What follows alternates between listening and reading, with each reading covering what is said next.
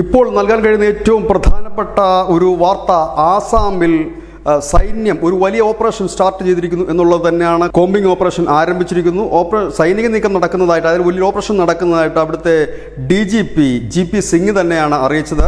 ആസാമിൽ 19 ഇടങ്ങളിലായി ബോംബ് സ്ഥാപിച്ചിട്ടുണ്ട് എന്ന ഉൾഫയുടെ ഒരു സന്ദേശമാണ് ഇപ്പോൾ ഈ ഓപ്പറേഷന് കാരണം. എല്ലാ മാധ്യമ സ്ഥാപനങ്ങളും, അതായത് പ്രമുഖ മാധ്യമ സ്ഥാപനങ്ങളെല്ലാം ഒരു സന്ദേശത്തിലൂടെയാണ് ഇത് അറിയിച്ചിരിക്കുന്നത്. ഈ സന്ദേശത്തിൽ തന്നെ ഏതൊക്കെ ഇടങ്ങളിലാണ് എന്നുകൂടി അതിൽ വ്യക്തമാക്കുന്നുണ്ട്.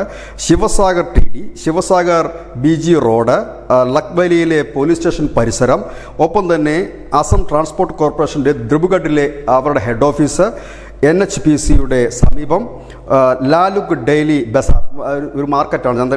ഇത് ഇങ്ങനെ തുടങ്ങി 19 ഇടങ്ങൾ കൂടി അത് വിശദീകരിച്ചിട്ടുണ്ട്. കാരണം ഇതിനെ ഒരു നിസ്സാരമായ ഒരു ഭീഷണിയായി തള്ളിക്കളയാൻ ആരും തയ്യാറുമല്ല. കാരണം ഉൾഫ എന്ന് പറയുന്ന സംഘടനയാണ് ഈ ഭീഷണി സന്ദേശം അയച്ചിരിക്കുന്നത്. ഉൾഫ വളരെ ശക്തമായി തന്നെ സായുധമായി തന്നെ ആക്രമണം നടത്തുന്ന ഒരു ഭീകര സംഘടന തന്നെയാണ്.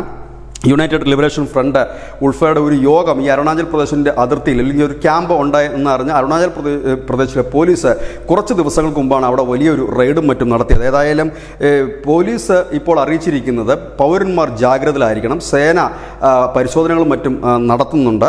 ഒപ്പം തന്നെ സംശയാസ്പദമായി എന്തെങ്കിലും കാണുകയോ ഇല്ലെങ്കിൽ അത്തരം നീക്കങ്ങൾ നടത്തുകയോ ചെയ്തു കഴിഞ്ഞാൽ എത്രയും പെട്ടെന്ന് സേനാ വിഭാഗങ്ങളെ അറിയിക്കണമെന്നും കൂടി ഇപ്പോൾ